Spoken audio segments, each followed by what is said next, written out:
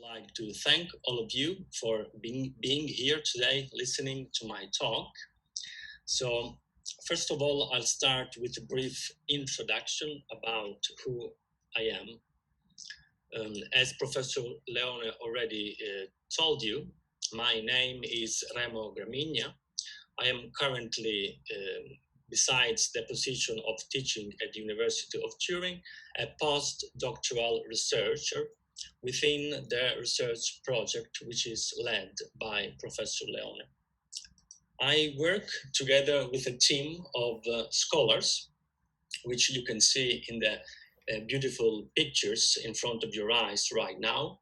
This group is led, like I said previously, by Professor Leone.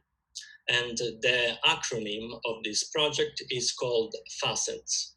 Facets is a word that stands for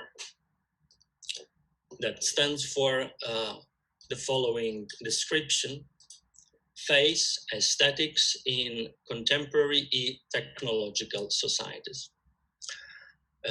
My topic in general is, and my background as well, is in semiotics or semiotics. Now, as you probably know, this term, the English term semiotics, can be spelled in two different ways.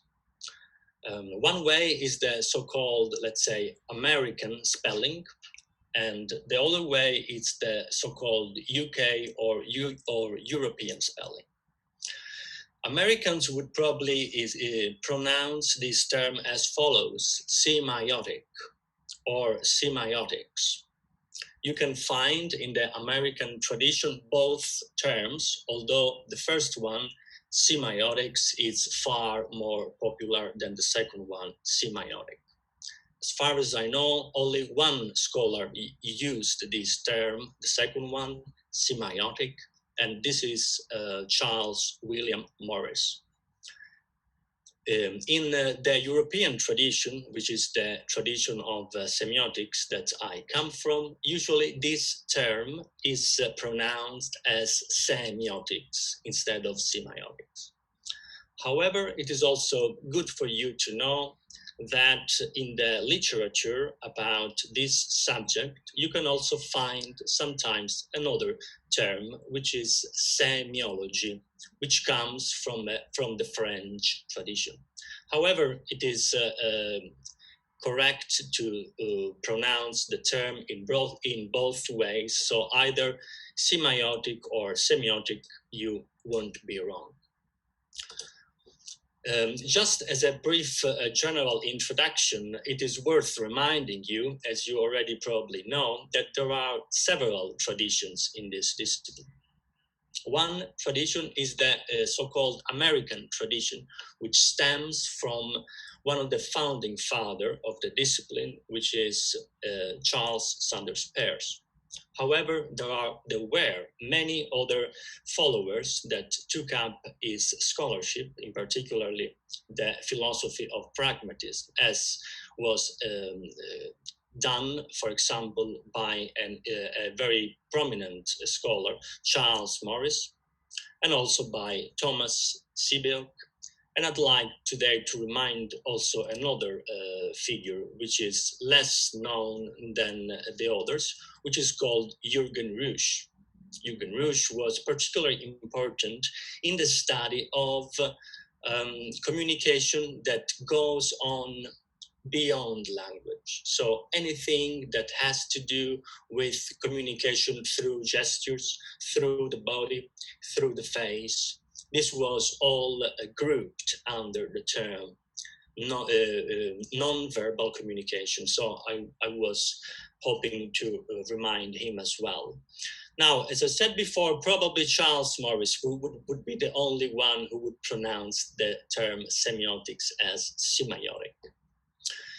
In the tradition which stems from Europe, as you probably already know, we have a particular line of thinking which stems generally from the Swiss linguist Ferdinand de Saussure, and also there are many famous names which cannot be grouped in one slide, really. Just to give you some information on this tradition, we can certainly mention the Lithuanian born and then emigrated to France, Algirdas Julius or Julien, if you like, the French naming Greimas, our own well-known and dear Umberto Eco, as well as the Danish linguist Louis Hjelmslev. Just for the sake of precision, I would also like to remind you that there is even a third, let's say, tradition of scholars. This tradition can be grouped under the let's say, term of Slavic tradition or Eastern European tradition of semiotics. Don't worry, you don't have to remember all those names. Certainly not. One of the most prominent figure, the leader of the school, was Yuri Mihailovich Lotman. And in the past, I have spent myself several years in that university, which is the University of Tartu, before coming to Estonia. As you know, probably already, the term semiotic or semiotics derives from a Greek term, which is semeion, and this this Greek term, literally means sign. So there are hundreds of definitions of this discipline. One of these definitions is the following, so that semiotics or semiotics is that discipline which studies signs and also the way in which signs produce, acquire, or have meaning. Sometimes in the literature of this subject, there is a particular technical term which is used to refer to the way in which signs acquire or produce or possess meaning. This term is the term signification. It is also worth reminding you another, let's say, definition of the discipline, which is also very important to us in this particular lecture. This definition stems from the work of Umberto Eco, and particularly in this famous treatise, which was published in Italian in 1975 and then published as a translation into English in 1976. As you can read on the screen, in this case, Umberto Eco defines semiotics as that discipline that in principle can study anything which can be used in order to tell a lie. So if a sign cannot be used, let's say, to mislead, to tell a lie, or to, let's say, deceive, this particular sign cannot be used to tell anything, really. So it cannot be used neither to tell the truth nor to represent any sort of object. Now, let us immediately test this definition with one example. As you know, the publications of this Italian scholar, Umberto Eco, was not limited to academic scholarship, but he became very famous with a particular novel, which in the English translation is called The Name of the Rose. Now, I give you an example which is taken not from the book, but from the adaptation, so the filmic adaptation, the movie, which was created following the written text, which has the same name of the book, The Name of the Rose. This particular story is basically a detective story in which Sean Connery is trying to find out who was the murderer of a series of crimes that happened in an old abbey in which some monks were dwelling. It is very interesting that in one of these scenes, there is the reference to a particular type of sign which in this case is a footprint in the snow. Now, as you know, this is a particular type of sign which is also present in the animal kingdom. In fact, there are some traces which are left by animals, and in fact, a skilled hunter is able to decipher, to read those particular signs, those traces which are left on the ground. Now, if we want to use a technical term which comes from the theory of Charles Peirce, then we could use this particular term, which is index, in order to refer to this particular type of sign. Index simply means that there is a physical connection between the sign and what it represents. But what I want to show you is a different thing. The type of signs which were described in the movie, as you can see in this picture here, not only are understood as signs, but also they gave the direction towards where a particular person was walking. So if someone has, or a detective or a semiotician or a layman person is supposed to read those signs, then he could infer that because there were some footprints in the snow, then it is possible to understand the direction this person was walking towards. But one might ask, is it possible also to lie, to mislead a person with this particular type of sign? The answer is definitely yes, because in fact, the killer was not walking upwards as one was, let's say, tend to believe by the traces, but in reality, the killer was walking backwards. So he left the traces on the ground by walking backwards in order to lead the detective to infer a wrong hypothesis and therefore to mislead him. This is a good example in my understanding to show you how signs operate, how signs work, and therefore to validate in a way, to check whether the definition which was outlined by Umberto Eco could be proved as right or wrong with a particular illustration. Now, I'm going to the topic which I'd like to discuss to you today. So what am I going to talk to you about today?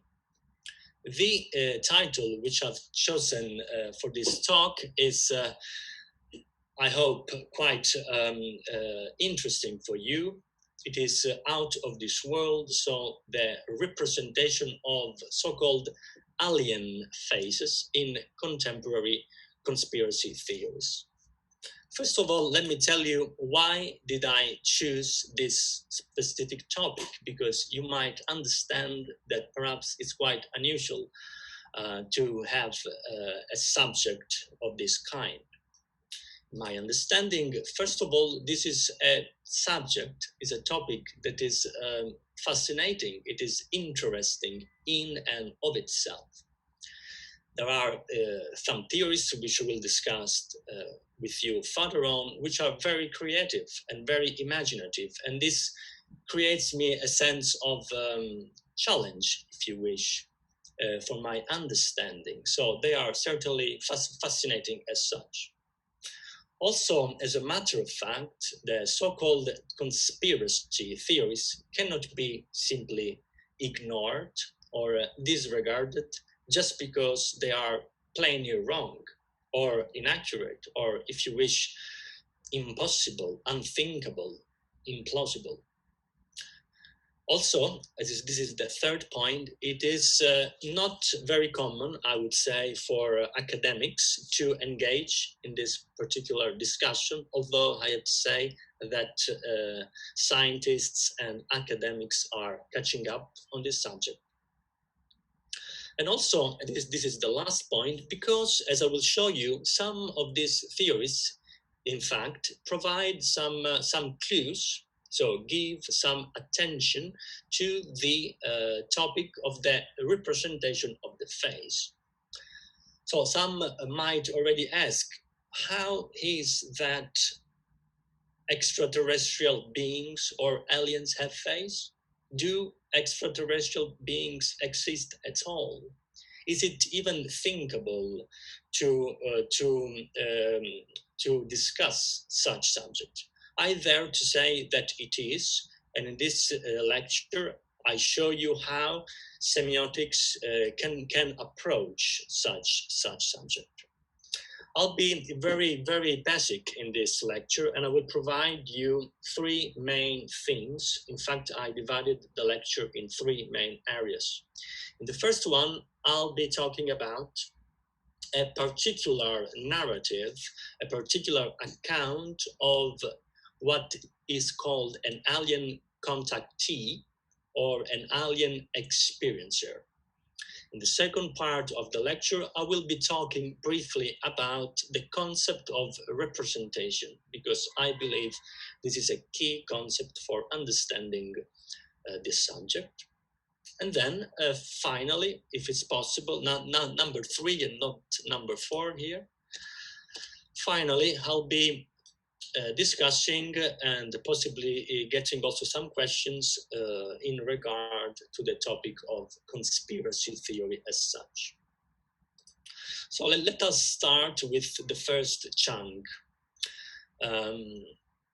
I called this particular lecture Out of This World in order to emphasize not only the, let's say, abnormal nature of these contacts, but also to give a little bit the sense of fantasy or the sense of imagination that goes on in this particular theories. What I'm going to talk to you about is a gentleman which is called Simon Parkes, which you can see here represented in the picture. Simon Parkes is, let's say, a very well-known and very prominent figure in the area of so-called conspiracy theories, or in the area of UFO knowledge, in the area of contacts with extraterrestrial beings. Here it's a picture of him showing one of his drawings. As I'll be telling you in a minute, the sources to which us as a researcher can, let's say, gather and study are in fact different representations. One of them, very important to us, would be children drawings, or drawings which are done by the person, so by the experiencer, in order to fix their memories in a particular text. And I will be showing you a lot of those drawings. Simon Parkes is a British, let's say, gentleman, like I said. He has a website, an official website with his name and surname, simonparkes.org. And he is very active in his field, like I said. He has done hundreds of interviews. He has also a podcast which is issued the first and the third Sundays of every month, which then is uploaded on YouTube, in which he discusses a lot of subjects, among which also the subjects of aliens and ET races. As you can see in the description of the website, so his description that is provided in the website, Simon Parkes defined himself as an experiencer, so he used these words, and in particular of aliens, as he says in the introduction, about shadow people, as he calls it, and also mantids, draconians, etc., etc. Let's go a little bit deeper in this issue then. Simon Parkes' family background is particularly interesting for us. So first of all, Parkes grew up in a family that was historically engaging with spying and espionage. Simon Park's natural mother worked, according to his story, for the British intelligence, which is called MI5. Simon, in his many interviews, tells that his natural mother was a phenomenal speller. So she was spelling and decoding documents in different languages that were provided to her. Also, Simon's grandmother worked for another arm of the British intelligence, which dealt with foreign affairs, which is called the MI6. So both these key members of Park's family were involved in the state and in politics.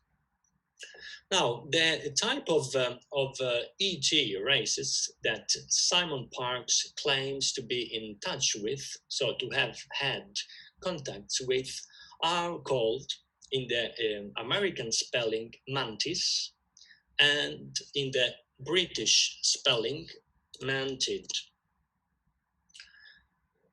So let us go through some of his narratives. How Simon goes on in telling the story of these contacts. He talks in his interviews about a series of memories. Now, these memories are basically given either in an oral form, so through speech, but also in a visual form, so through representation of face of the beings that he had encountered. So the first type of ET race that Simon Parks discusses is the so-called mantis or mantid. And he has in particular two type of memories that are recalling this particular race. One, as he says, was coming to him prior to the time in which he was born. And the second memory came to him approximately 6 months old, when he was about 6 months old. It is for me, as a let's say, researcher of the face, particularly important that in his accounts, Simon Parks kicks off by saying that the first image that he received in his memories was a face. In fact, I listened to an interview which he delivered on the 30th of July 2011, which is available on the internet, and I transcribed this interview, which I quote for you in the slides. And I quote, these are the words of the own words of the contactee, Simon Parks. He says, my earliest memory would be prior to being born. All I have on that is a face that is projected into my mind. So immediately in this narrative, we have the reference to the representation, to the image of a face which was given to him prior to its birth. There is also a description of this particular face, first of all, given through speech, so given through the language, which is the following. This shape, this face is like a kite shape, like a traditional kite shape, he says, like a triangle inverted. Imagine like that with human features, he says. Now, it's hard for us to pinpoint a particular, let's say, description without having, let's say, seen or imagined a particular being of this sort. But the thing interesting with Mr. Parks is that he provides also a visual memory of his narratives. This is the drawing which Simon shows in his many interviews in order to describe, to let's say, portray that particular image that he has shown projected onto him. This is the drawings of the so-called kite-shaped face, according to Simon Parks. If we go further, this is the second memory of Parks, which was given to him, recollected to him when he was about 6 months old. So another description of this race, which is called again mantis or mantid, comes from a memory of when he was very little, so 6 months old. I quote once again from an interview which was given officially by Mr. Parks. The first memory I have of being in a cot and then on my own back looking to the right. Next thing I'm aware of is a movement above my head, and then I look and there are two hands coming down to get me, and they are green, only 4 fingers, and they are not like mommy's hands, he says. They are green, pointed, and there is 4 of them. End of quote. So this is the second description of the mantis or mantid provided by Simon Parks. And these are the drawings that are particularly revealing for us, because as they say, an image is worth 1,000 words. This is the drawing of the face of the mantis or mantid, which was showed to Simon when he was 6 months old. These are other type of drawings. There are hundreds of drawings of these and other beings that Mr. Parks, let's say, has collected and has drawn. And as you can see, there is a sort of a representation not only of the face, but of the whole appearance of this particular, let's say, race. I use the term race because it is the terminology that this experiencer uses himself. According to these representations, then we can come up, let's say, in a sort of tentative-like manner, to a sort of an identikit of this particular extraterrestrial being, which, according to Parks, is called mantis or mantid. According both to the oral descriptions that he has provided, and also according to the images, so the drawings that he has given to us. So we have a short identikit of the mantis or mantid as having, so wearing a purple cloak on, as you can see, on its shoulders. The face is portrayed as green face. The whole body is green except for the eyes. The eyes are really interesting because they are large, they are big and black, and they are so-called wrap-around eyes. Wrap-around eyes, he describes. Mr. Parks is also let's say, very careful to warn us that we shouldn't by any means, let's say, use the analogy of the animal, let's say, called the praying mantis when describing such beings. According to Simon Parks, this is completely mistaken. It is inaccurate and by no means should be avoided.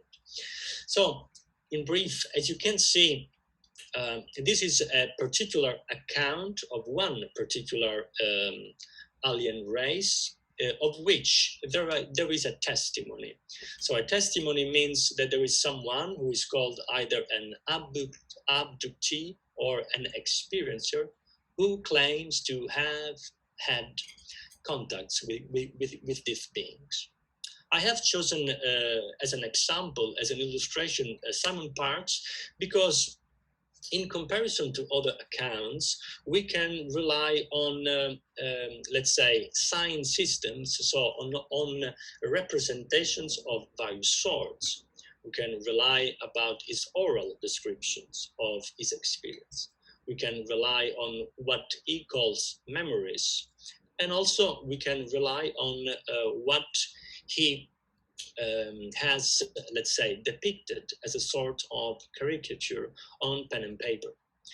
Now, let us hold the question whether us as semioticians should engage in a discussion whether those type of claims are accurate or inaccurate, because this is an issue which perhaps should be discussed later together with the term and the concepts of conspiracy theories.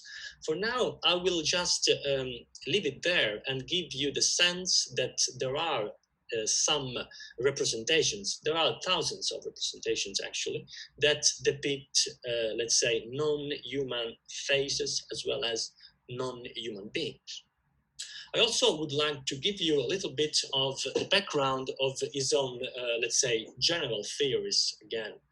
According to Simon Parks, from the information which I could extract from the many interviews and from the many videos that are available on his website, there is a sort of typology of beings in which we are included, by the way. According to Simon Parks, and this is perhaps an interesting bit for all of you, the humans, so all of us, are divided into two large groups. In his understanding, there are two types of humans. One is what he refers to as Earth humans, and the other one is called higher humans. The difference between those is in let's say, the type of soul that the human possesses. So according to this theory, which stems from Mr. Simon Parks, humans have souls. This soul doesn't die. And there is the possibility for certain types of humans to reincarnate, so to live different lives. And here you have the distinctions between Earth humans who have never, let's say, gone anywhere else, and between higher humans which instead have gone elsewhere. According to this typology, there are also humanoids, which are creatures that are human-like, and they do have faces. There are also hybrids, as for instance the so-called Men in Black, and there are also other beings. This is a classical representation of what Parks refers to as Men in Black. And finally, there is also a reference to another type of alien race in the theory of Simon Parks, which is called Draco-reptilians. And we also have a description of those. This is a memory that comes to Simon Parks when he was 5 years old. And he says that there are plenty of groups of reptilians, according to Simon's. The one he has experienced are the so-called warriors or soldiers, the so-called draconian reptilians. According to Simon Parks, they have skin which is black and green, and they are 7 to 9 foot tall. And also Simon says that according to, unless you are very experienced with them, these beings can be extremely frightening. According to Parks, they also have, let's say, a royal line. So there is a royal line of reptilians, which is white skin. So in total, you have some major groups. One is a royal group, and the other one is the warrior group. So far, for the illustration given to Simon, according to the theory of Simon Parks. Now, perhaps we should, let's say, dwell on a little bit theory, terminology, and concepts. We should therefore draw back from those theories and trying to understand how can we possibly study them and understanding them. So I'm going now to the second part of my lecture, in which I will discuss with you quite briefly some issues of terminology and concepts. So in my title, I have, let's say, given you the term of representation. In fact, I talk about representation of alien faces. However, you may wonder, what is a representation? This is certainly a complex concept to which there is not a universal definition. Each discipline has provided as attached its own meanings to it. If you take, for example, the philosopher Ludwig Wittgenstein, in his Tractatus Logico-Philosophicus, he has given more than 15, let's say, verbs in order to explain what is a representation. Some of these terms are here projected on the screen: to represent, to present, to express, to exhibit, to reflect, to project, to keep place of, or to be in place of. What is important to stress is that in every form of representation, something is in the place of something else. So this is one of the most important key aspects of every representation.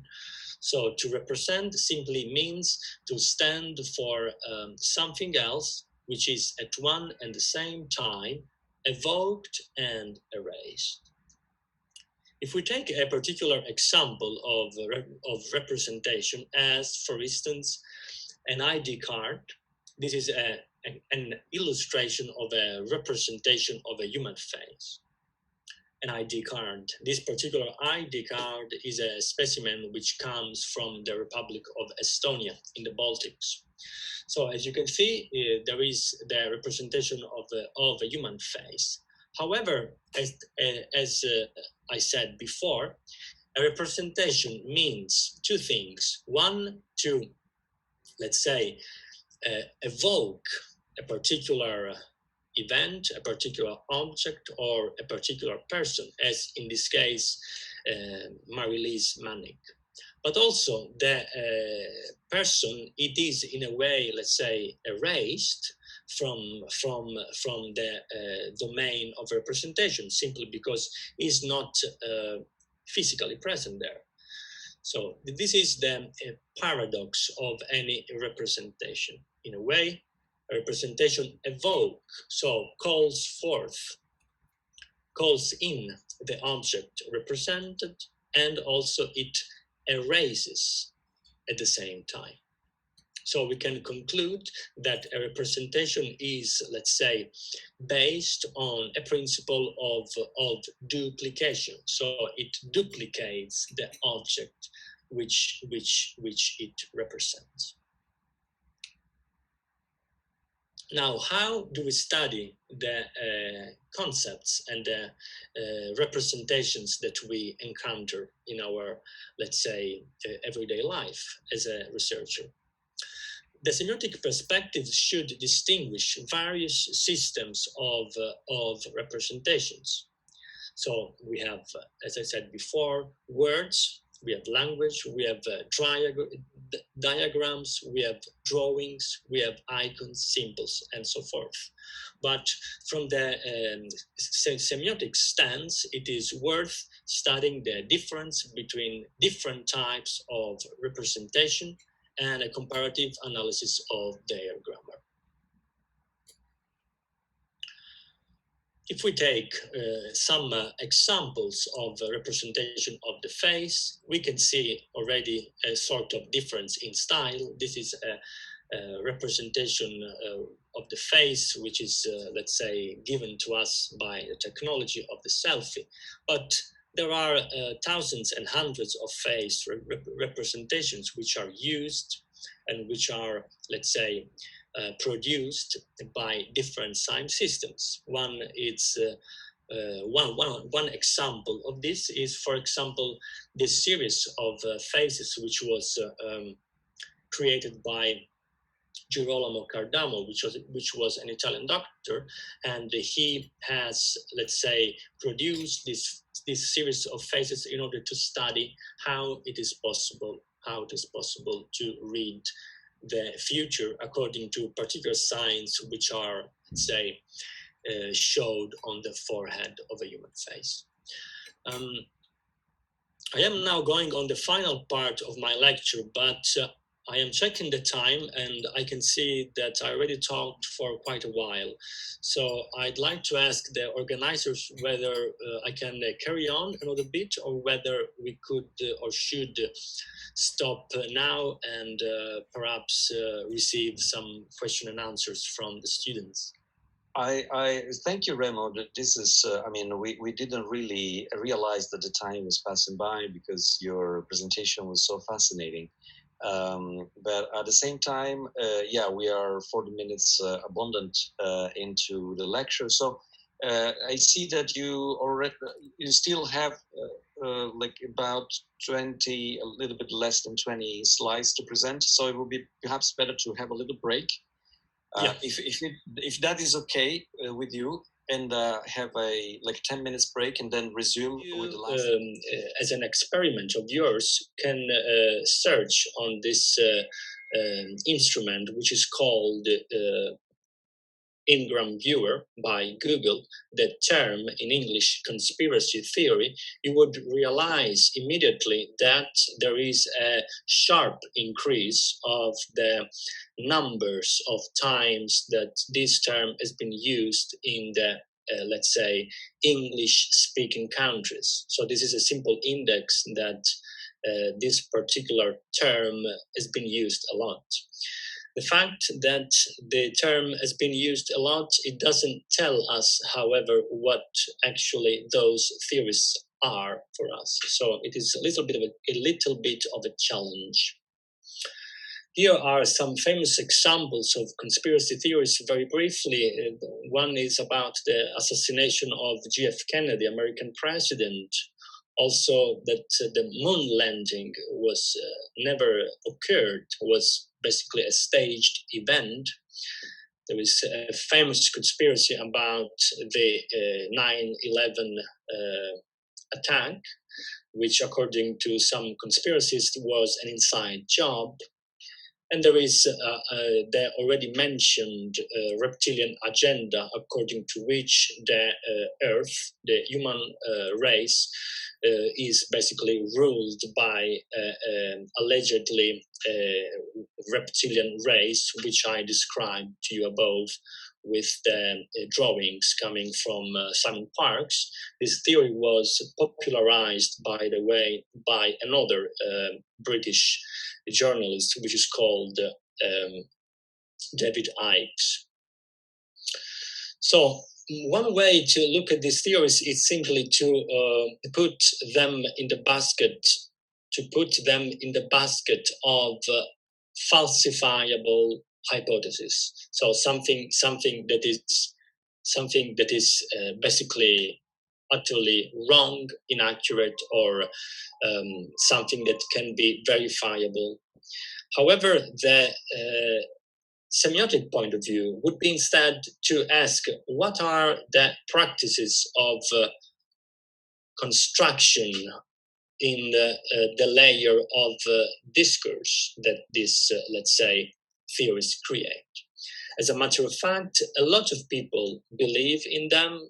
A survey of 2013 shows us that 4% of the people which were surveyed say and believe that the world is ruled by a shape-shifting reptilian race.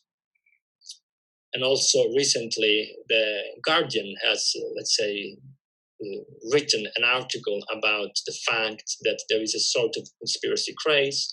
More than 12 million Americans believe that alien lizards, as they call in this article, rule us. So it is certainly a phenomenon that cannot be simply disregarded as let's say, falsifiable. The literature on the subject now, it is, let's say, catching up. As I said in the beginning, there are some academic books, some literature, which the students who are interested in digging deeper can certainly take a look. Those are just 4 examples, but there are much more. One is called Voodoo Histories by David Aronovich. There is another one called How Mumbo Jumbo Conquered the World. Also, Suspicious Mind offers a psychological outlook of why people believe in conspiracy theories. But also semiotics or semiotic has provided some insight about this subject. One in the screen is a book that will be published later this year by two of my former colleagues at the University of Tartu in Estonia, which is called Strategic Conspiracy Narratives by Marvelous Madison and Anders Wenzel. And there is also an article not yet published, but certainly will pretty soon, by Professor Massimo Leone, which will be co-authored with Marvelous Madison and Andres Wenzel, this paper about the semiotic approach to conspiracy theories. Some sketches of definitions, let's say, about what conspiracy is. Of course, if we look in the dictionaries, we have, let's say, dictionary definitions of what a conspiracy is, but doesn't really give us the sense of the mechanisms that are behind those practices. For example, the Oxford English Dictionary defines it as an event or a phenomenon that occurs as a result of a conspiracy between interested parties. The Merriam-Webster Dictionary goes along the same lines. Some define conspiracy in terms of style of explanation or argumentation. Whereas others simply put them in the baskets of false claims. According to the paper, somewhat the slides jumps a little bit. According to the paper which I mentioned earlier, and I hope Professor Leone doesn't mind if I quote him in this lecture, conspiracy theory is defined, according to Leone et al., as a representation that explains a series of events by postulating a conspiracy as its cause. That is, the events are seen as the result of a group of people acting in secret to a nefarious end. Also, in an earlier paper, Professor Leone has stressed that the task of semiotics would be that of indicating what are the discursive, so how discourse is constructed in these particular theories. This is the last slide. Now, my own understanding of conspiracy theories is a little bit different. I completely agree and I endorse the suggestions given by the scholars which I quoted earlier, and I am particularly fond of the intuition that semiotics should study the way in which such mechanisms are constructed at the level of discourse. So this is very important. My understanding would be slightly different. In my view, it is important to recall a very basic distinction, which is perhaps more clear in Latin language than perhaps English language. In Latin, there are two terms, which are one called facta, which refers to things, so events, what we call facts that occurred in the present and in the past, but are, let's say, already done with. They are accomplished, and they are here. We should put past, by the way. Present and past. So they are already accomplished, they are finished, they are also verifiable facts, and they are knowable. So, for example, if we are discussing the facts of whether I have delivered a lecture today for a group of students in China, then when this event is finished, this belongs to the past. It can be verifiable according to perhaps some testimonies. I could ask Professor Leone to testify whether this event has actually occurred or not. I could also ask the testimony of the students in order to reconstruct what has happened. Of course, there can be contrasting views, but this then boils down to a manner of understanding who is lying and who is not, who is giving a false report and who is not. The thing interesting, though, is that when we talk about things that have not yet happened, then we enter into a domain which is beyond facts. It's beyond the verifiable, and it's beyond the, let's say, knowable. It cannot be, let's say, understood according to the logic of false versus true. It cannot be, let's say, assessed any longer according to the logic of accurate, inaccurate, but it should be instead, let's say, framed according to the logic of possibility, according to the logic of probability. And I would finally suggest that some of these theories, of course, not those that dwell on things that already occurred, as the 9/11 or other events that already took place. But when we discuss conspiracy theories that have to do with predictions, with possible invasions by aliens or possible manipulation that have not yet occurred, then we should perhaps understand those as something that has not yet happened, and therefore should be, in my personal interpretation, viewed as something that belongs to the realm of the possible and of the probable. I end up the lecture here, and I wait and listen if there are some feedback or questions on this content. Thank you very much for listening. Thanks. Thank you. It was a very inspiring presentation, and we have learned a lot about general semiotics, about the face, about conspiracy theories as well.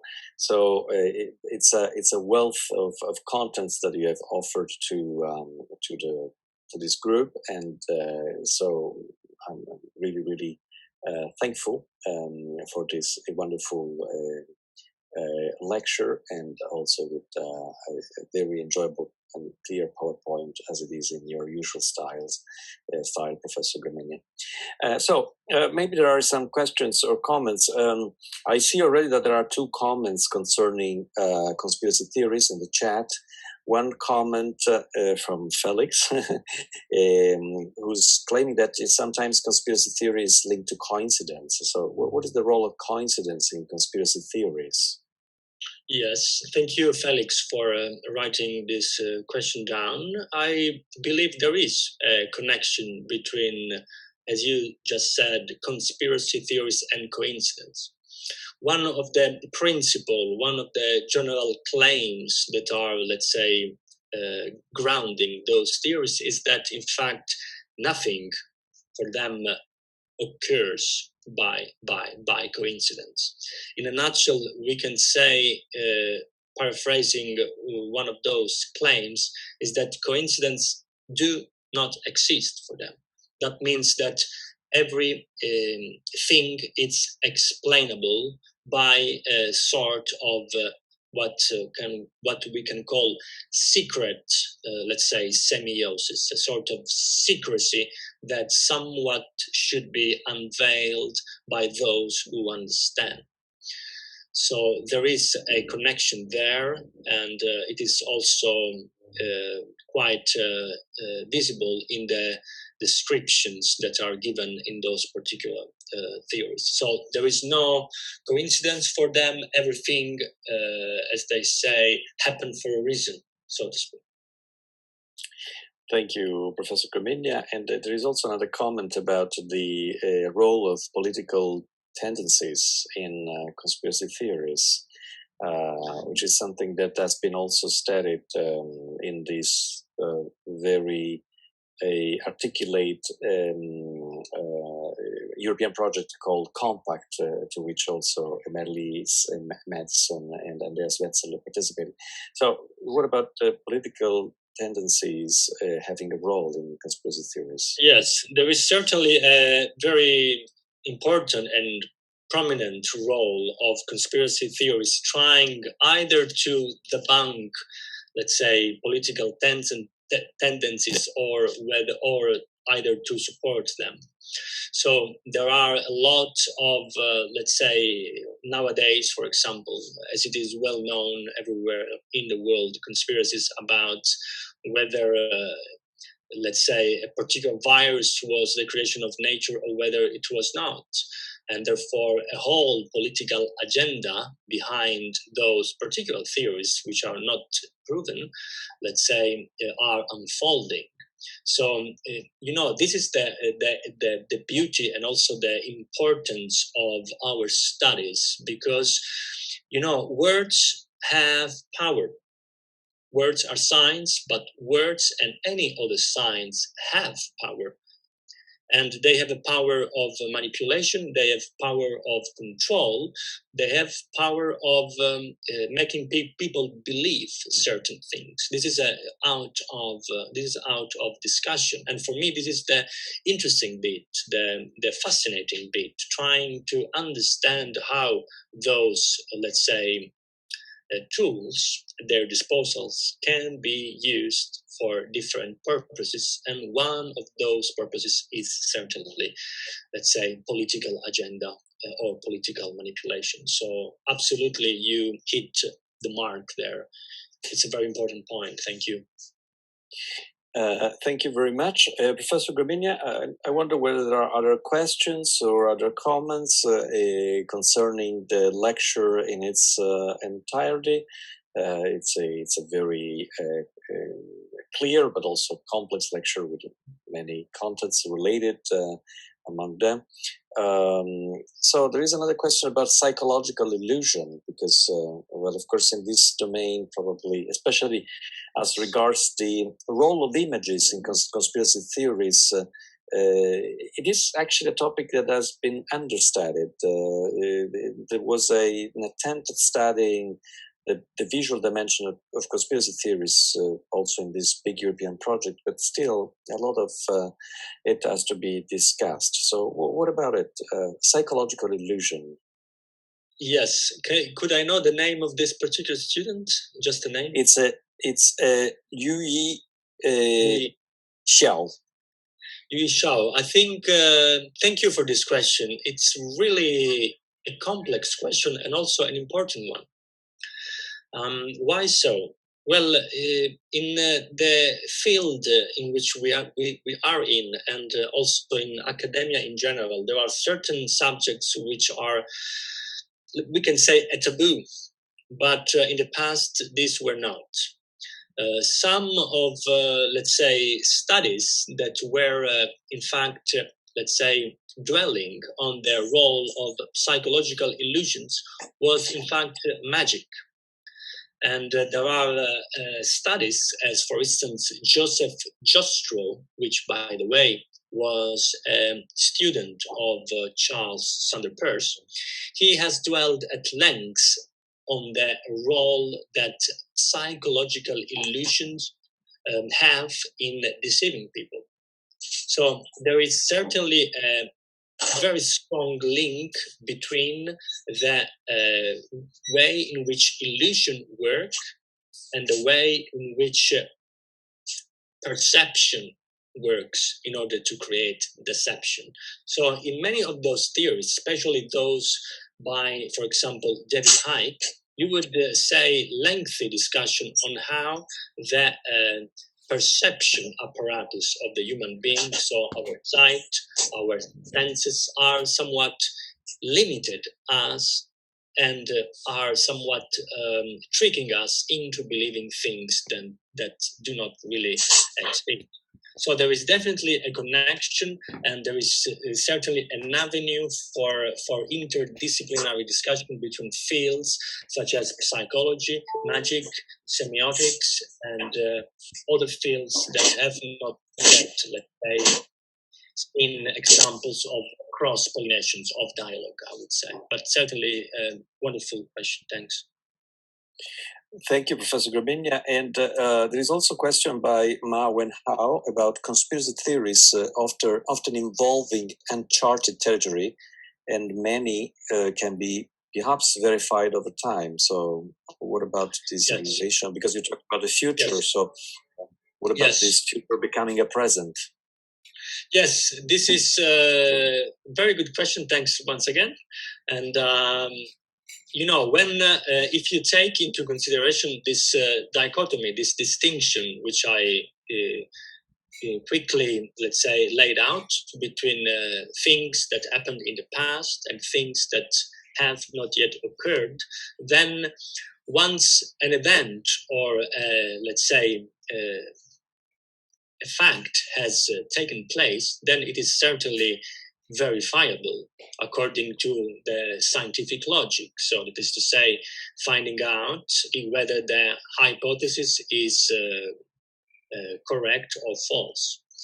The issue, so, when there are uncharted territories that are in the process of unfolding, that it is tricky to understand.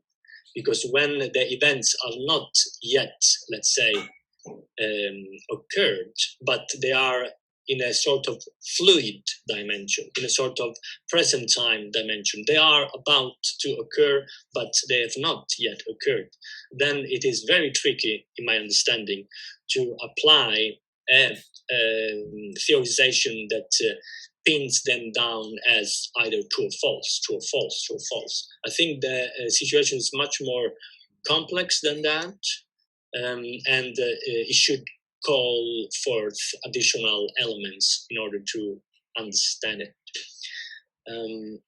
Yes. Another question. Thank you, Professor Gramigna. If you may take advantage of your time a little bit more, because we have lots of questions today, and one is from Han Jiayue. Does conspiracy theory arise because people want to express their dissatisfaction with society's conflicts, like theory about reptilians controlling the government? So relation between, let's say, theories, conspiracy theories, and dissatisfaction about society and its conflicts. Thank you once again, Han, for this additional question. I would say yes, definitely so. This is a point underlying or emphasizing the fact that conspiracy theories sorts of capitalizes, so let's say tries to exploit, let's say, the dissatisfaction of a particular society. It is a point that is underlined, for instance, already in the paper, which is almost published by Leone, Professor Leone, and the other two scholars, Wenzel and Madison. This was a point that was already coming up in their discussion, in which, according to them, conspiracy theories are somewhat capitalizing on the unhappiness, on the frustration, I would say, of particular societies in particular period of time. So the answer is definitely yes, it is occurring. Okay. So thank you, Professor Gramigna. Are there any questions, more questions or comments? Maybe not on this particular element. So as always, we take a little bit, if you have some more minutes to spare, we take advantage of the presence of international scholars and researchers like you to ask some questions about general semiotics, but also about your personal involvement with semiotics, because sure. Among our audience there are many students, many young scholars. Some of them will perhaps become investigators or scientists. So what is it that drew you to semiotics? How this passion of yours started, and how it became a profession eventually. So what was your personal story with semiotics? My personal story with semiotics was a story of love at first sight, I would say. I took an undergraduate course at the University of Rome many years ago, and I've taken up a lot of subjects: communication, sociology, etc. It's a history, etc., etc. But then everyone was having their own conspiracy about one subject. And this subject was semiotics or semiotic. And everyone was dead scared about this subject because it was very difficult, very, very difficult, according to their stories. Regardless, it was for me love at first sight, because I enjoyed the theoretical challenge that this discipline was given to me. And I'm also, as a personality, as a person, very meticulous and systematic. So I started to read these books, old books that were available to me at that time, almost incomprehensible, because I really struggled also to, let's say, put the pieces together and read this terminology, which is very technical. It's very terminology which is used by certain authors and becomes unique to their language. So in a way, it is learning a second language. But after my first, let's say, encounter with semiotics, then I took a sabbatic break, as they call it, at least in Europe, a sort of sabbatical year in which you go travel and see the world.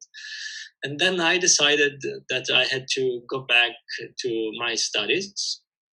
But I also thought that it would be a good idea for me to live in a faraway country, in a very remote place, hidden away, and in a very natural settings, peaceful settings. Because in order to study, I believe you need calm, and you need support, and you need also nature all around you. So I went to Estonia. I don't know whether you're familiar with this country. This country is near to the borders of Russia and near to the borders of Finland.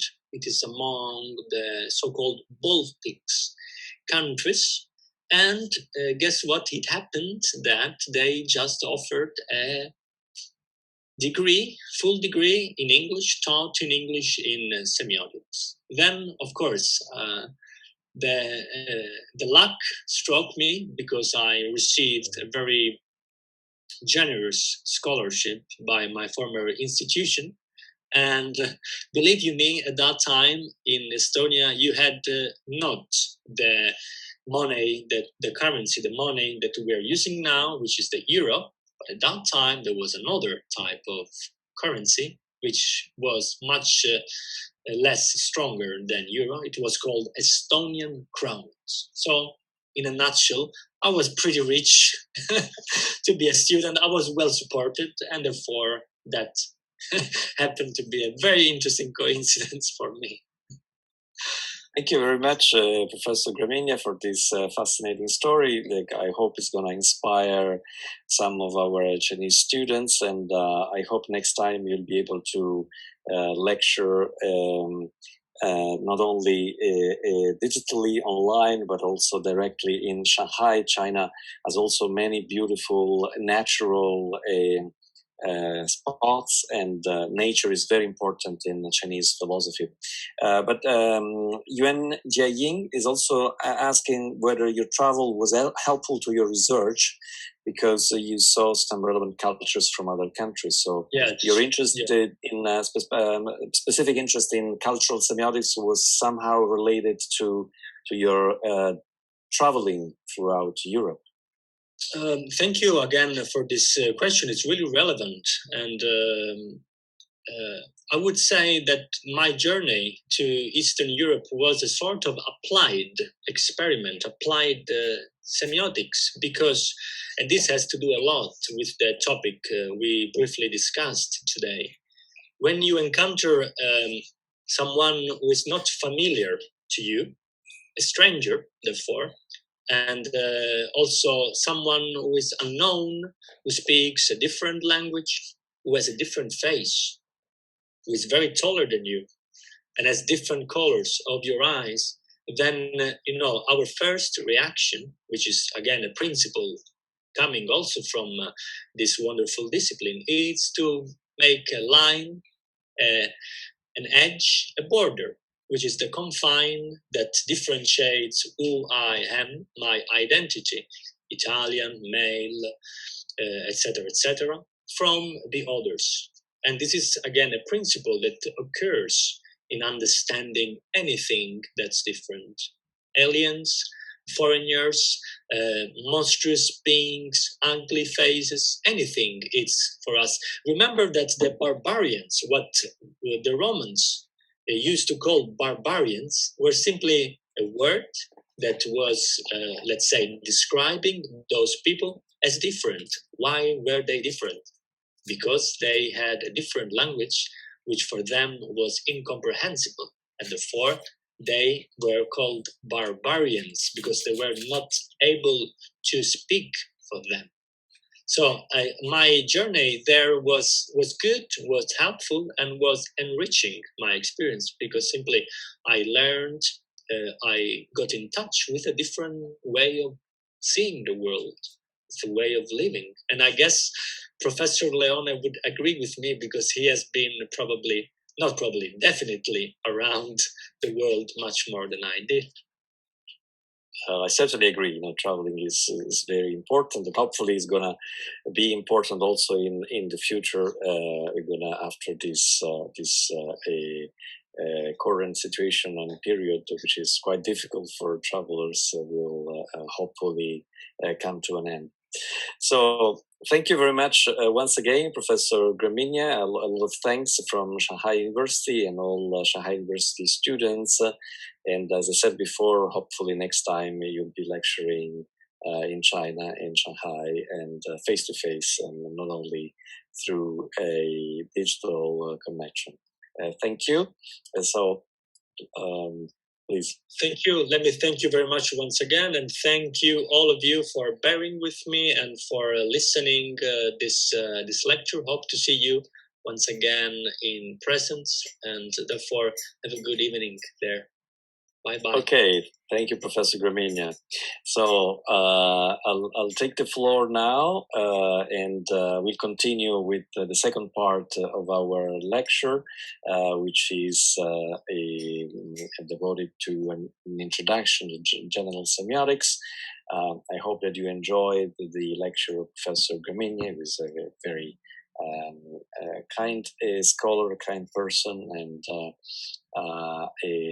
always very much appreciated by students. So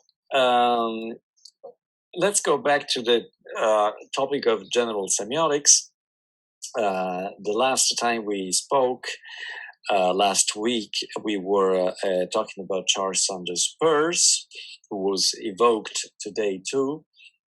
We talked about the fact that very soon in semiotics there was the idea to try to distinguish among different kinds of signs. And I try to describe to you the conception of the sign that Charles Sanders Peirce had. You probably remember we talked about these three elements that compose the sign: the representamen, the object, and a third element called the interpretant that mediates between the first two. So the representamen, the physical part of the sign, can refer to the object, what is less accessible to the mind, but not directly. It can access to that object through the intermediation of another sign that we call an interpretant. So, on the basis of this triadic model, you remember last week we distinguished between dyadic relations, a relation between two objects, two elements, and triadic relations, relations that involve not two elements but three elements. So, like in Peirce, a representamen, an object, and an interpretant mediating between the first two. Well, on the basis of this model of the sign, we should now talk about the way in which Charles Sanders Peirce came up with some idea to distinguish among different types of science. And there were some references to these distinctions also in the lecture by Professor Gramigna. So this relation between a representative, the physical part of the sign, the object, and the interpretant, this relation can be essentially of three different kinds. Peirce was a little bit obsessed with the number three. On the one hand, we have a relation of conventionality. Conventionality. What is the relation of conventionality? Well, I'm very thirsty now. It's very hot. It's very hot here in France, from where I'm lecturing to you. So what am I going to do being very hot and being very thirsty? Well, I'm going to do something that every other human being, other member of the species would do. The simplest thing I could do is to drink some water. And you see, if I get a glass of water here from the tap, what I'm going to be drinking is pretty much the same water that a Chinese person would be drinking in the same situation in China. If you are thirsty right now, you're going to drink water. From the chemical point of view, from the physical point of view, it is the same thing. Well, of course, there might be some little differences in the amount of minerals contained in the water, but it's always H2O. It's a hydrogen and oxygen. From the chemical point of view, it is exactly the same water. At the same time, every language has a different word for this very common element of nature. We say water in English. If I was speaking to my mother in Italy, I would call it acqua. If I were speaking with my friends in Spain, I would be calling aqua. In France, where I'm at the moment, is called eau. In Germany, it would be Wasser, etc., etc. So every language has a different word for the same physical reality, has a different word for what is exactly the same from the chemical point of view. So why do we use different words in the many languages of the world, in the many cultures of the world, to refer to this element, this natural element that is present in every culture and is so important for every human being? Well, what I want to underline is that, yeah, exactly, language is arbitrary, very good, Yin Shijia, and there is no relation of motivation between the way in which the word water in English is composed, the letters that are used to compose this word, the sounds that are used to compose these words, and the natural element in reality to which this word refers to. There is no relation of motivation. The relation between the word and the object is a relation of arbitrariness, or as Charles Sanders Peirce would say, is a relation of conventionality. It is by convention that this representament, the word, English word water, refers to the object, the natural element water, through the intermediation of this particular combination of sounds that give shape to the word English, to the English word water. So all signs that work through this relation of conventionality are called by Charles Sanders Peirce symbols. So technically, symbols are about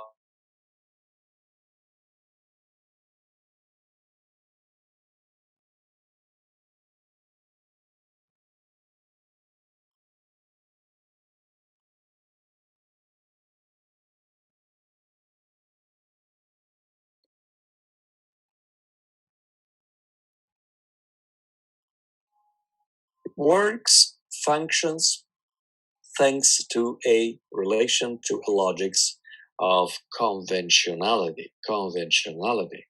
The world is full of symbols, and languages, natural languages, so-called natural languages as well, work mostly out of relations of conventionality.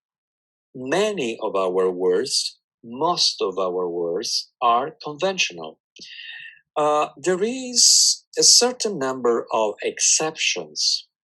There are some words in natural languages that are not conventional. What are these words? What are the words in natural languages that do not function, do not work in a purely conventional way? Well, these words are the words that exist in all languages and are technically called in English onomatopoeic words. What does it mean, onomatopoeic words? These are words in natural languages whose sounds try to mimic, try to imitate natural sounds. So in every language, in every natural language, there are words that designate, that indicate the way in which dogs, cats, birds, and so on and so forth produce sounds. The way in which natural elements like wind, rain, fire produce sounds. And these words, onomatopoeic words, try to simulate, to mimic, to imitate with their own sounds the sounds to which they refer to. That is why these words are not simply conventional, they are onomatopoeic, meaning that there is a certain relation of motivation in the way they refer to the natural sounds that they both designate and imitate. At the same time, if you compare these words, these onomatopoeic words, these words that imitate natural sounds across languages, you will find out that they are very different from each other. For instance, the word that in Italian designates the cry of the rooster, the bird that sings first in the morning, in Italian is kikiriki. Kikiriki. It is probably very different from the word that in China designates the same sound. It is different also from the word that in French designates the same sound. So again, a rooster in Italy is from the biological, from the zoological point of view, exactly the same as a rooster in France. But languages, although they try to imitate, they try to mimic, they try to simulate the sound that these animals make, they nevertheless adopt words that are slightly different from each other because they refer to the particular phonetics and phonological structure of the natural languages itself. So for a French person, a rooster makes a sound that can verbally be described as cocorico, whilst for an Italian, the same rooster, makes a sound that can be described through words as kikiriki. You see the difference. And I'm sure that there are many ways of designating these sounds also in Chinese and in Far East Asian languages. So this is to say that most words that we come across in natural languages are conventional. There is no way to establish a motivation behind that. And this is, according to Peirce, as I was saying, the first kind of relation that we can have between a representative and an object. But we find symbols not only in verbal languages, we find symbols also in other systems of science. We find symbols in other languages. For instance, let's consider flags. Let's consider the Italian flag. The Italian flag is composed of 3 rectangles. The first one is green, the second one is white, and the third one is red. But there is no actual motivation for having these 3 colors in the flag. The fact that we have green, white, and red in our flag is basically a convention. It is through a convention that nowadays, when we see these 3 colors together, we immediately think, oh, that's Italy. Oh, that's Italian. Of course, if you go back into the past, you find a motivation. You find, for instance, motivation concerning the fact that this flag was somehow inspired by the French revolutionary flag, red, white, blue, and so on and so forth. But nowadays, when Italians see these 3 colors, they immediately think to, oh, homeland, Italy, Italian things. They don't have to go through a reflection on arbitrariness and motivation. They immediately relate this sign with the object because the relation between this sign, the flag with these 3 colors, and the object is a relation entirely based on an immediate relation of conventionality. Now, let's consider an object very, very simple, an object that I show to students very often in order to exemplify the different kinds of signs in Peirce. So this is my ID card. This is a typical Italian identity card, and as Professor Gramigna told you, I've been traveling a lot, so it is a little bit old, it's a little bit consumed. It has been opened and shown many times. But in this identity card, you find exactly many elements, many objects that are the objects of investigation of semiotics. What is semiotics about? Well, semiotics is about science. And this object in particular, my ID card, is actually full of signs. These signs are there because they must identify myself. These signs must be used by those who will interpret them, by those who will come across them and read them as signs referring to my civil identity.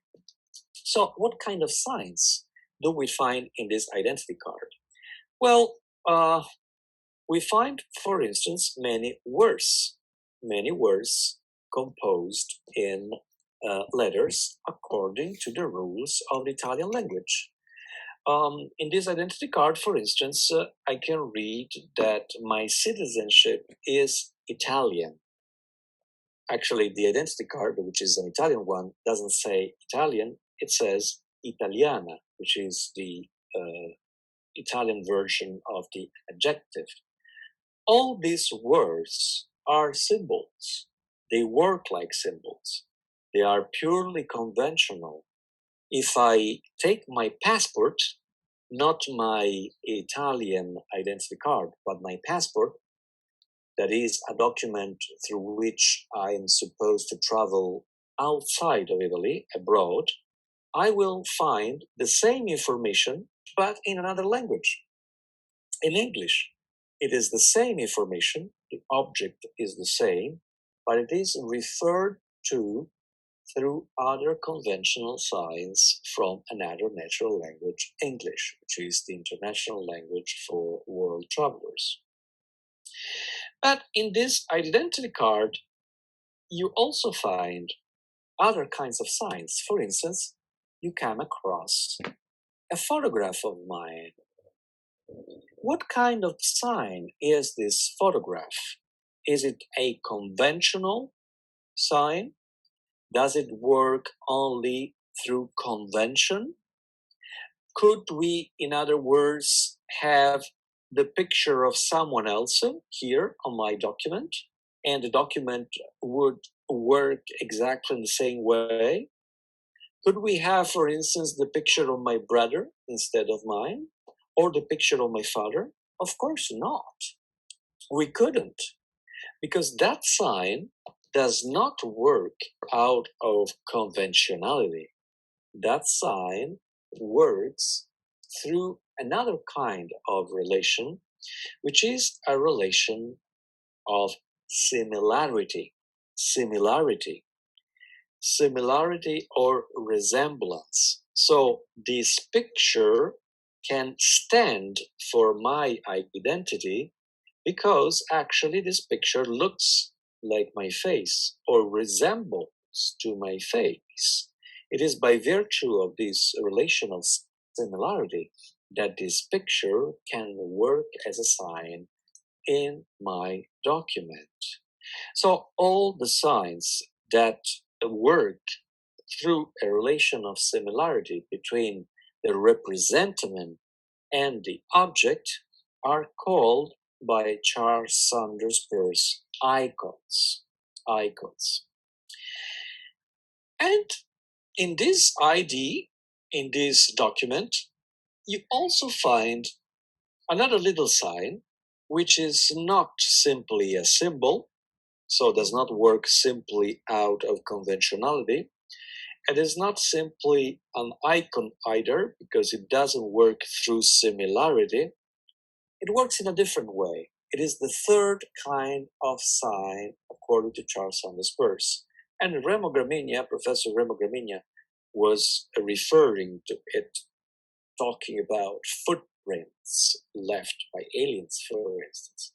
So you see this little sign that is just underneath my picture. It is a particular sign which goes under the name of signature. Signature. Well, a signature, as the name itself says, is a kind of sign. It is a special kind of sign. What is so important in a signature? Why was it so important that I sign this document? Why was it important that I sign the documents to open, for instance, my bank account in Italy or in China? What does this signature specifically say? Well, conventional signs in my ID card signify conventional things about myself. The fact that I live in Turin, the fact that I live in that particular street, and so on and so forth. They might be replaced by other signs, by other conventional signs that say the same things in different languages, for instance. The picture in my ID card works out of similarity, so it couldn't be replaced. I could replace that picture with another picture of mine, but it should be a picture that resembles me. What is specifically that this signature does? What is the meaningful content of a signature? What is it that the signature says to the world? The message, the specific message of a signature is a message of time and space. Basically, a signature says that I was present there in that particular space at that particular time when my ID card was created. So the signature is a sign of my presence, the presence of my own body, my own right hands, my own identity in a certain time and space. So, in this case, the relation between the representative and the object is not a relation of conventionality. It is not a relation of similarity. It is a relation of physical contiguity. Physical contiguity. So all those signs that, according to Charles Sanders Peirce, I'll go back to this question. All those signs that, according to Charles Sanders Peirce, work out of a relation of physical contiguity are called indexes. Indexes. So now you have the names there. We have spelled out the names of the three main types of signs according to Charles Sanders Peirce. First, symbols, a relation of conventionality between the representative and the object. Second, icons, a relation of similarity between the representative and the object. And third, I should say third, a relation of a contiguity, physical contiguity between the representative and the object. And now we have a question there. Ye Chen Jia asked, Professor, does the conventionality go against the theory of the semantic triangle? This is a very good question. Why is it a very good question? Because, you see, we finished one of our last lectures together on the concept of unlimited semiosis. Unlimited semiosis. Probably you remember that. You remember the fact that there is a representative that refers to an object through an interpretant, but this interpretant is another sign in which a representative refers to another object through another interpretant, and so on and so forth. You remember we talked about associations of thoughts. We started from the word a cat, and then everyone had different mental chains, different chains of mental associations starting from that word cat. So, on the one hand, there is unlimited semiosis. I can start from a sign of this kind.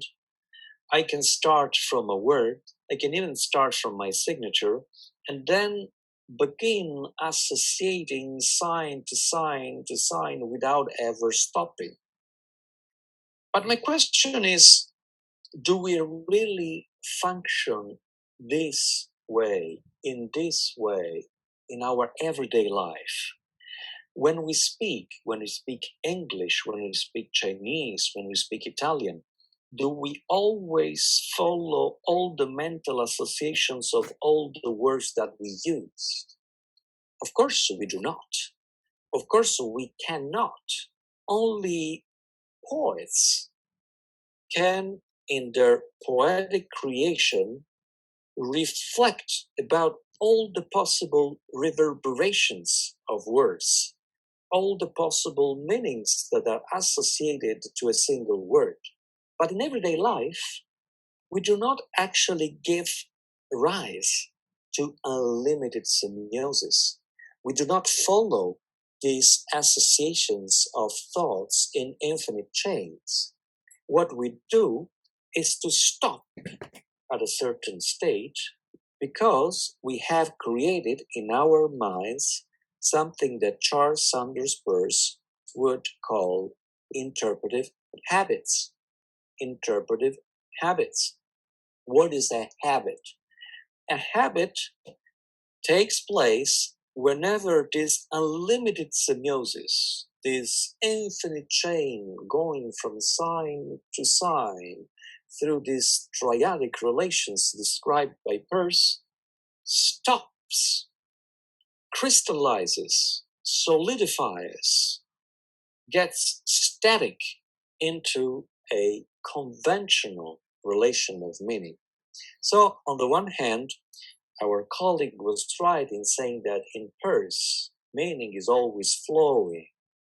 Semiosis is always unlimited. Signs are potentially always referring to other signs and so on and so forth.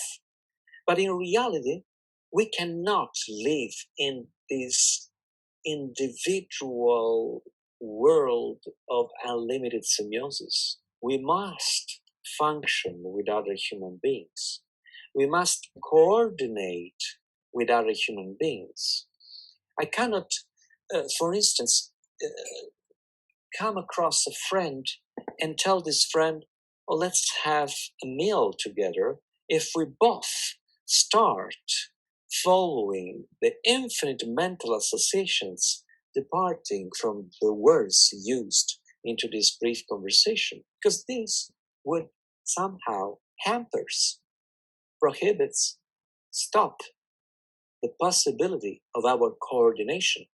So this is beautiful in Peirce, because on the one hand, Peirce profoundly understood the fact that language is for human being the door to infinity. There are no limits to the way in which we can follow the unlimited chain of semiosis from signification to signification, from sign to sign. On the other hand, as human beings living in society, coordinating with other human beings, we must also abide by some habits.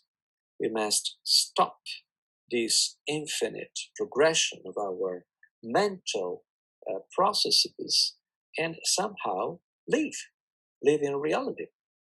So you can have this very clear in your mind if you think about the way you usually move through a city. Well, maybe not now in times of a pandemic, but normally, how do we go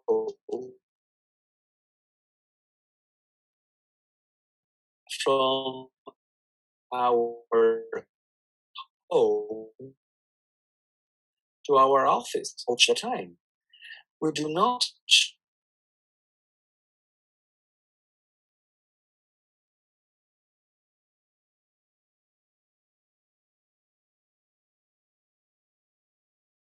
the choices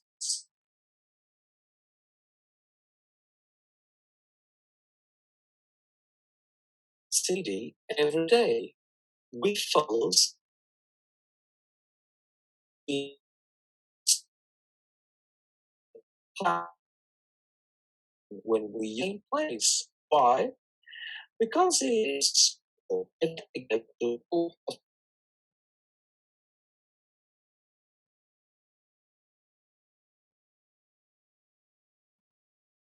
I was saying that it is very important for us to understand that in Charles Sanders Peirce, there is unlimited semiosis, but at the same time, this unlimited semiosis usually gives rise to habits, that crystallize unlimited semiosis into conventions. So let's have now another little break, let's say a 10 minutes break, until asking us now to determine, to choose which face is real. So I shared the screen again. So which face do you think is real? The face on the left or the face on the right? Left, left, left. Okay, the one on the left. The one on the left is real, according to you. Let's see if you're right. Yes, we are correct. Let's play a game. Okay, which face now is real? The one on the left or the one on the right? Left again. Let's see. Correct. Wow, you guys are very good. So now, which one is correct? Left or right? Right. Right, right, right, right. Okay. Correct again. Which one is correct? Left or right? Right again. Incorrect. I'm sorry. It was the face on the left, which is the real one, and not the face on the right. So the face on the right, let's stop here for a moment. The face of the right, the woman's face, has been actually no, unfortunately, it's not so simple. It's a combination. It's a combination of clues. So you have to look at the background. You have to look at the teeth. You have to look at the hair. But it's not always easy to determine which face is real. So why am I proposing this little game to you? Because actually this game is about semiotics, is about different types of signs. You remember what we said before, that there are some signs that signify through conventionality, some signs that signify through a resemblance or similarity, and some signs that signify through a contiguity. So we call them symbols, icons, and indexes. Now, apparently, both these pictures are icons, meaning that apparently both these pictures are digital pictures of human faces. So when we see them and we don't know anything about their production, we think, okay, these images are iconic signs, they're icons. So they are representations, they're signs that refer to their objects, their faces, because there is a relation of similarity between them. But then we realize that in the case of the woman on the right, this is an icon without an object. So it is actually an icon that does not work as an index as well. What is the difference with the picture on the left, the picture of the man? The picture of the man is an icon, meaning that this digital picture of a face refers to a human face because it resembles to it, but it is also an index because it was by placing this human face in a particular time and space, that is in front of the digital camera, that this digital picture of a face was created. On the contrary, no human face was put in front of a digital camera as regards the facial image on the right. So this image of the face of a woman is actually a pseudo index. It is not a real index. no real face was ever and in any place in front of a camera to create the picture on the right. So let's play a little bit the game. Okay, left or right?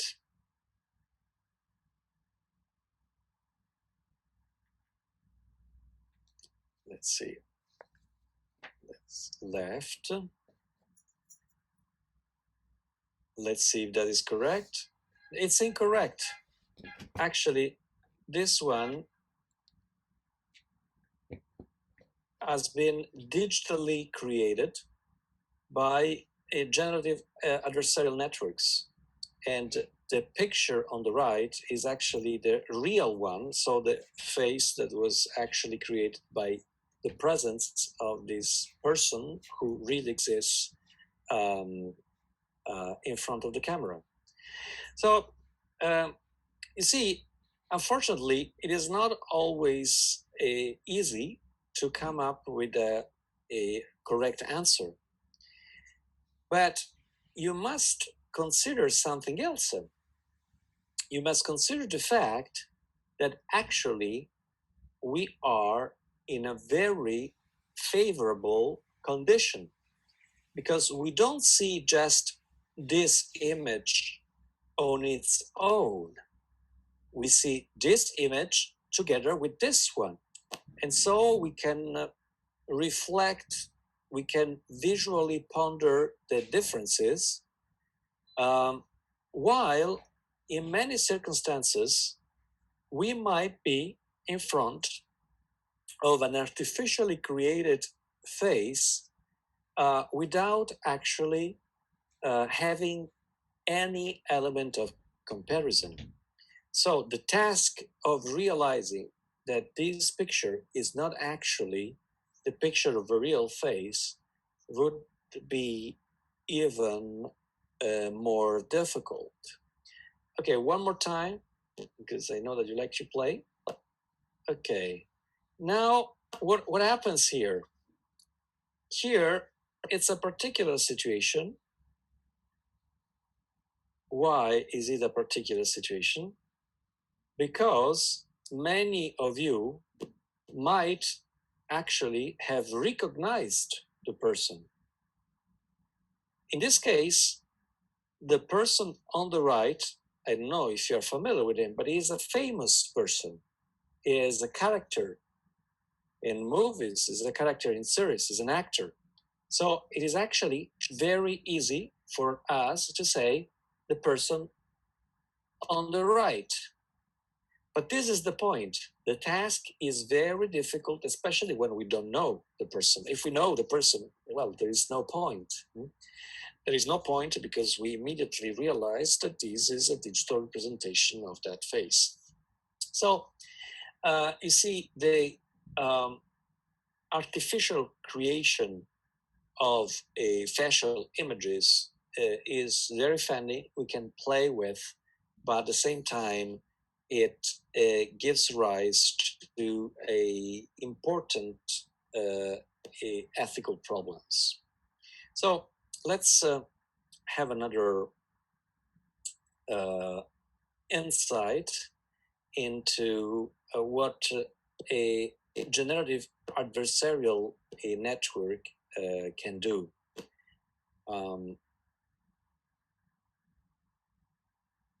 This is another example of how the relation between what is indexical and what is iconic, what is constructed and artificial and what is natural is actually a changing with a changing of technology.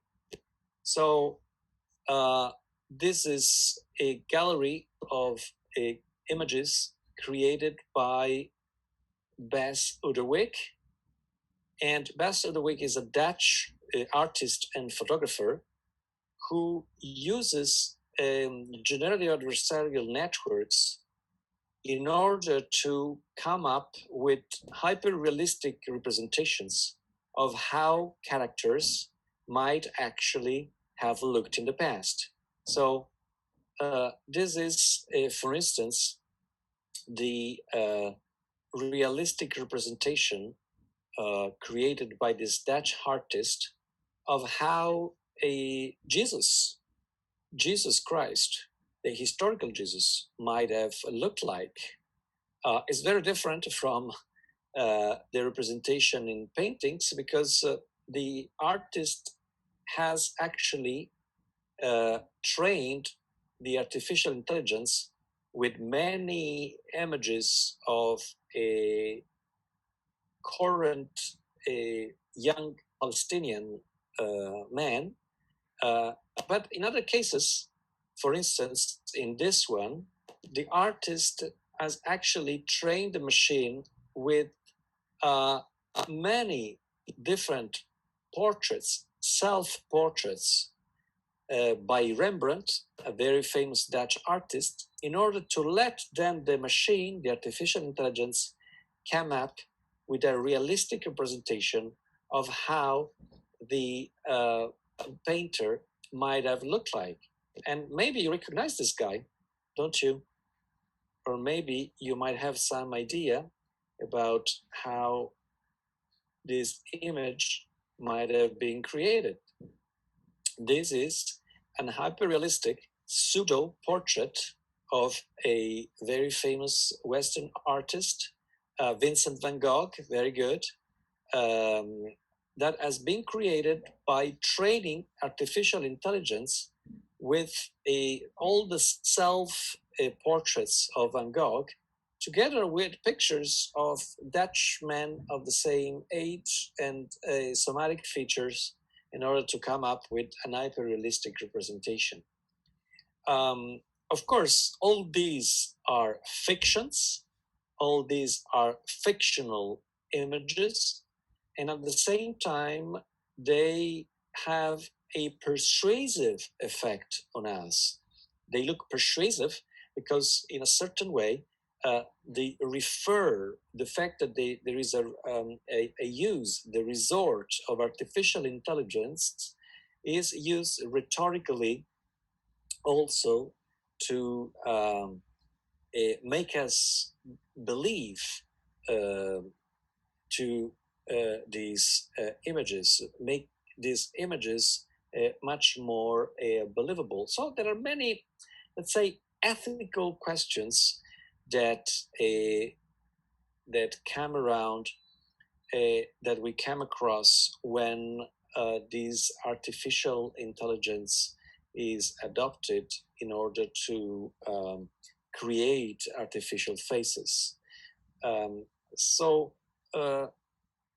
you see, this is a little GIF that I'm gonna show to you in order to make you understand even a little bit more graphically how artificial intelligence works in order to create from 3 single images the image, the believable, realistic image of a face that does not actually correspond to any living face, to any biological face, and yet it is perfectly believable as a realistic representation of a biological face.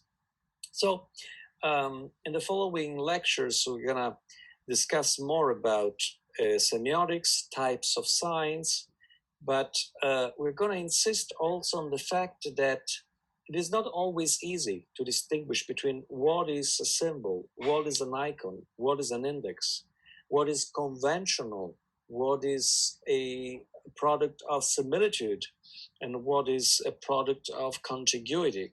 Because technology, and especially digital technology, is creating more and more false, fake impressions of indexes. It is creating more and more realistically images that look like icons but are not such. So we should keep the theory, Charles Sanders Peirce theory, but in order to understand that the reality of the science that we come across is much more complex, much more complicated, And in the digital sphere, it is increasingly difficult to understand what is an index, what is actually caused by external reality, and what, on the contrary, is a pure figment of digital imagination. So we are toward the end of this last segment of our lecture today. I don't know if there are any questions or comments. We still have a few minutes in order to discuss a little bit about the topic today. But in order to resume, well, there was Professor Gramigna's lecture about faces, alien faces, conspiracy theories. Then we talked about unlimited semiosis, semiotic habits, and fundamentally about these three types of signs: symbols, icons, and indexes, which first Charles Sanders Peirce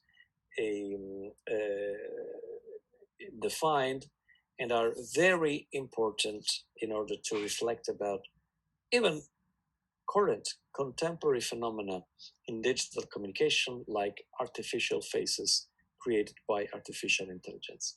So once again, I don't know if there are any questions or comments. If there aren't, please let me remind you that as our assistant and organizer has already underlined, I will be very glad to receive your papers at the end of the course. What I'm asking you, it's just a very short reflection, 5 pages on the topics of the course. If you want to talk about some phenomena concerning the communication of the face in China, I will be very thankful, because with my team, as you realize, we are working a lot on this topic, and as a consequence, we are always eager to receive new examples, new case studies. So if there aren't any further questions about the topics that we dealt with today, I thank you very much. Do you know VTuber? VTuber? No, I don't know VTuber, but I would be very, very happy to know more. So please, if you want to write a paper on it, I'll be more than happy to expand my knowledge, and especially working with students is fantastic, because you guys.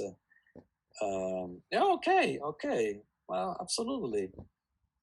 So we already have a topic for a paper. What do you think the synthetic faces will be used in which place in the future? Well, it's hard to say, you know. For the moment, there is a company that creates these faces.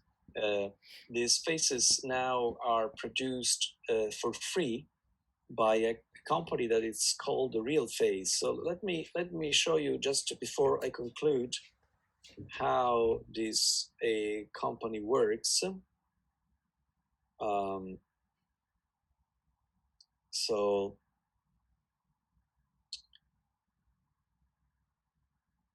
let me see if I can find it for you.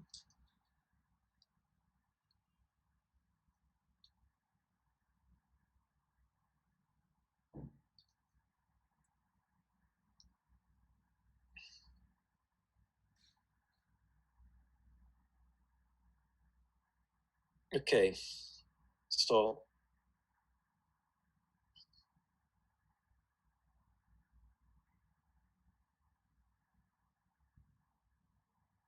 please have a look at this with me before we end the class. You see, this is a website that produces and sells artificial faces. Well, for the moment, they are not on sale. They are not sold. They're just offered. So you can download them for free. All these artificial faces, they're all generated by the same GAN generative adversarial network algorithm, which was first developed by NVIDIA, which is a company that produces basically graphic devices.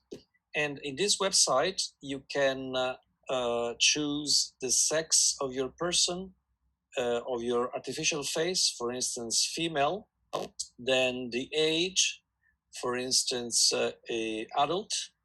You can choose the ethnicity, for instance, white. You can choose the eye color, for instance, blue.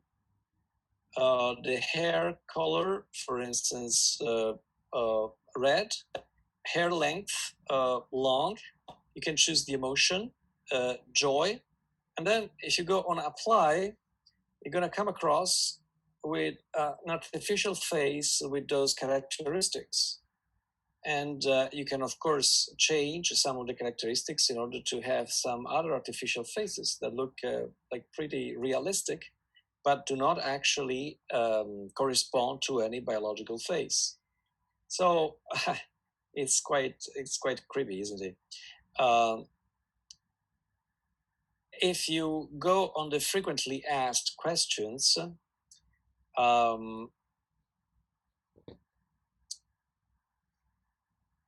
for instance, how can photos be used? And about verification of authenticity, the company say, we understand there are concerns about how products created by artificial intelligence may be misused. Generated photos will not produce documentary photography or video.